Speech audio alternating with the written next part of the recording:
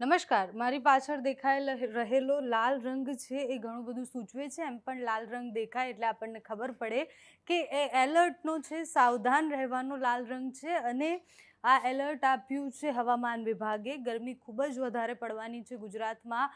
આમ તો અમદાવાદમાં રહેતા લોકો પાસે એડવાઇઝરી આવી હશે, કારણ કે એએમસીએ પણ એડવાઇઝરી જાહેર કરી છે કે અમદાવાદમાં મહત્તમ તાપમાન કેટલું રહેવાનું છે. આપણે આખા ગુજરાતની વાત કરીએ, હવામાન વિભાગે જે આગાહી કરી છે એ પ્રમાણે તમે જુઓ કે મહત્તમ તાપમાન ક્યાંય પણ તમને નોર્મલ તાપમાન તો દેખાશે જ નહીં. ક્યાંક ઓરેન્જ એલર્ટ છે તો ક્યાંક રેડ એલર્ટ છે.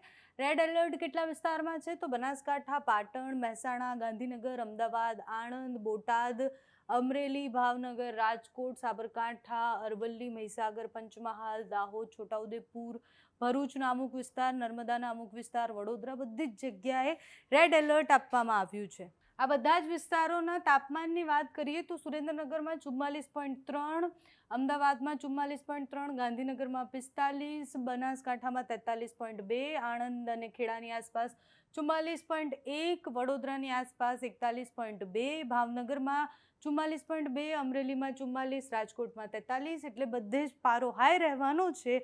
આ ગરમીનું પીક લેવલ જે કહેવાય એ કહી શકાય, કારણ કે હીટવેવ આપવામાં આવ્યું છે.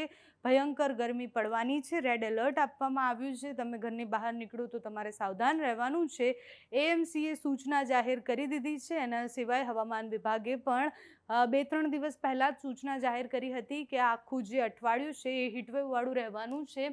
ઓરેન્જ એલર્ટ ક્યાં આપવામાં આવ્યો છે તો સુરત, તાપી, નવસારી, ડાંગમાં ઓરેન્જ એલર્ટ છે. જૂનાગઢ, જામનગર, કચ્છ, મોરબીના અમુક વિસ્તારોમાં ઓરેન્જ એલર્ટ છે. એટલે એ બધી જ જગ્યાએ ઓરેન્જ એલર્ટ આપવામાં આવ્યું છે. ત્યાંનું તાપમાન જોઈએ તો 40Kની આસપાસ, અને એનાથી નીચું તાપમાન જ્યાં છે ત્યાં ઓરેન્જ એલર્ટ આપવામાં આવ્યું છે.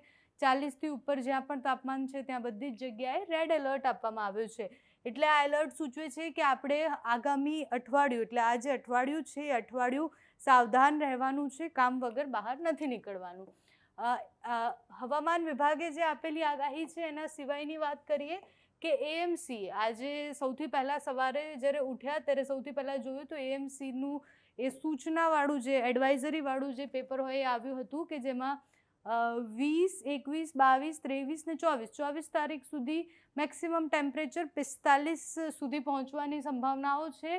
ઓછામાં ઓછું 32, એટલે રેડ એલર્ટ બધી જ જગ્યાએ 24 તારીખ સુધી અમદાવાદમાં 45 ડિગ્રી સુધી તાપમાન પહોંચવાનું છે. એટલે એલર્ટ દરમિયાન જે વાત કરી છે કે સૂચનાઓ આપી છે તો એએમસી સૂચના આપી છે કે શહેરના તમામ અર્બન હેલ્થ સેન્ટરમાં સાંજે 7 વાગ્યા સુધી કાર્યરત રહેશે. દરેક અર્બન હેલ્થ સેન્ટર પર ઓઆરએસના પેકેટ પણ ઉપલબ્ધ થશે. બીજું લખ્યું છે કે દરેક વોર્ડના સ્લમ વિસ્તારો, કડિયા નાકા તેમજ ભીડભાડવાળી જગ્યા પર પ્રચાર કે પછી રિક્ષાથી જનજાગૃતિ કરવામાં આવશે. સોશિયલ મીડિયા પરના માધ્યમથી 3 લાખથી વધુ લોકોને વોટર એપ મેસેજ મારફતે એલર્ટ પણ આપવામાં આવશે.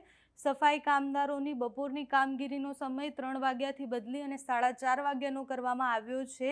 એટલે આ જે મોટી જે આખી સૂચનાઓ છે એમાં અમદાવાદના લોકોને એવું સૂચના આપવામાં આવી છે કે આટલાથી આટલો ટાઈમ તમારે ઘરની બહાર નથી નીકળવાનું.